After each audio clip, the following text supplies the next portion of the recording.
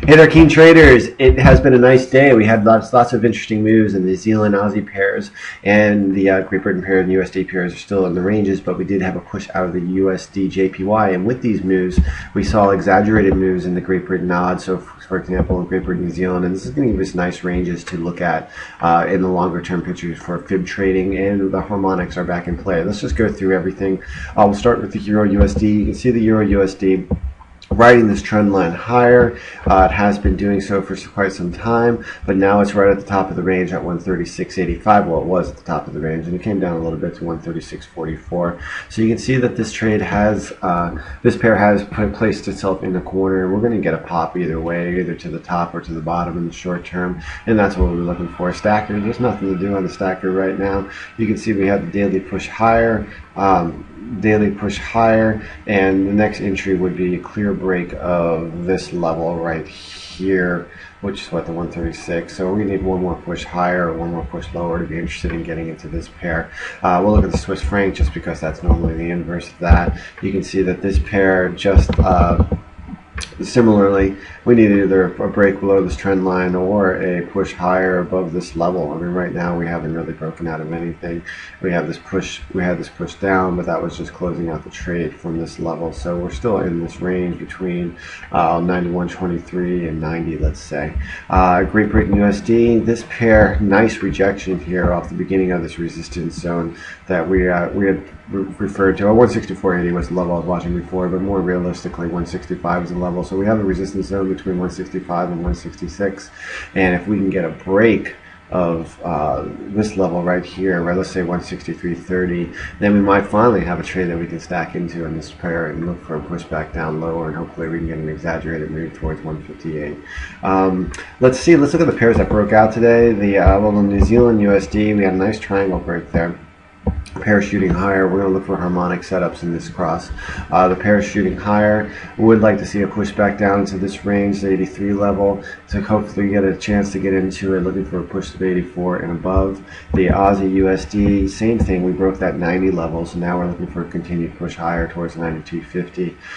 Any push down the 90 could find buyers. So in both these pairs, I'm looking for harmonic setups that coincide with our view of testing support and looking for a bounce in both these pairs, and hopefully we'll be able to jump into those crosses that way. The USD JPY kind of broke below that 103.75 level, which we were watching. Remember the 50 fib, we can see there was a triangle here, and then we had the 50 fib move, and I was looking for a move up to 111. That could very much still happen, but on this pushback down higher, the next level of support is 101.60, and if we're going to run a fib level off this whole move, and it looks like the 101 level basically is the level that would be the 50 fib of this move, and we could find a bounce at that point. So we'll have to keep our eyes on that, just for an opportunity to maybe get along with that pair, or at least watch the price action in the other yen JPY layouts. So let's go take a look though at the fib setups, which are, I'm sure, going to be rather interesting. Actually, let's take a look at some of the harmonic setups that I was just watching last week, and to see how they played out. Because I just found this interesting when I took a look earlier this afternoon. Earlier this morning, excuse me. The Aussie USD, we had a 101 in play where we had a push up and then an equal move up, down. Basically, we just have one-on-one just means we have equal moves higher and equal moves lower, so it looks for another push lower. And we had a nice entry here right at the D level, which was right around 88, and the stop was at 88.50, and bam, this one bounced right off it really well. We had to push all the way up towards 90, which would be the ultimate target, would have been the 90 level, and stayed out of that one just because it was before non-farm payroll, but it still did play out very well. The Great Britain USD, we talked about this trade last week. It's let's see, maybe it's on the 4-hour chart. Well, we had the harmonic play in last week on this pair. Let's see if we can find Great Britain USD harmony. There we go. Let's see what we get on that.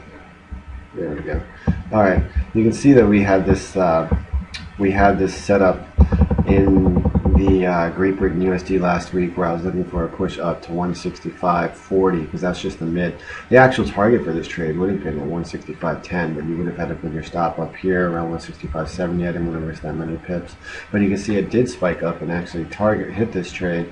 Then pushed down. The first target was hit today, which was at 163.80. So that was a nice move of 130 pips on that trade. So this trade worked out well also. Well, why I'm showing you this is just to show you that the harmonics are in action, and they work the best when there's something else that's in the equation, such as the pairs moving up into a resistance zone, or pairs moving down into a support zone, or we have a 50-day moving average. And it's just because that's just one more indicator that'll help push the pair in the direction we're looking at. Let's look at the Fib trades just for the short term here. Layout. It's because we're going to have probably nice setups. Let's look at the JPY crosses first. Look at these giant moves today. This pair moved all the way from the 142 level down to test the 140.50 level. Nice 107, almost 200 pip move. So now we're going to have a nice range here if we're looking for a 50 pip pullback, and obviously the direction is lower. Great Britain JPY, same thing. Going to be looking for a nice pullback there. We could look for the direction lower, and I'll post these trades. I can probably post these trades right now when I'm done with this, because we're probably not going to see any. We're not going to see a pullback of that extent in the short term. Actually, I probably will do that. And let's take a look at the Great Britain New Zealand pairs. You can see the same thing. I like this trend line break, this Great Britain New Zealand trend line. We've been talking about how the pair was sitting right on. It had been riding this level higher over the last couple of weeks, riding this trend higher, last couple of months. Boom, we broke it. 195 is support now. Let's take a look at what we have here. You can see that with that break of that range, and today we had almost a 400 pip move. Jeez. Went from 99 to 95. We're going to have a nice pullback range, and it's going to definitely coincide, I'm guessing, with these trend lines, and that'll be a good opportunity to get into that. Great Britain, same thing. We went from 83 down to 80. Nice 300 pip moves. Nice breakout trading right there. I haven't seen that happen in a while. So we're going to be able to play these moves for 50 pip pullbacks, and I'll post the entries once I get off this the currency watch video. Sorry, a little distracted there for a second. All right, everybody have a good one. And looks like we have volatility back in the market, so we're going to be able to try to start making things happen. All right, see you guys later.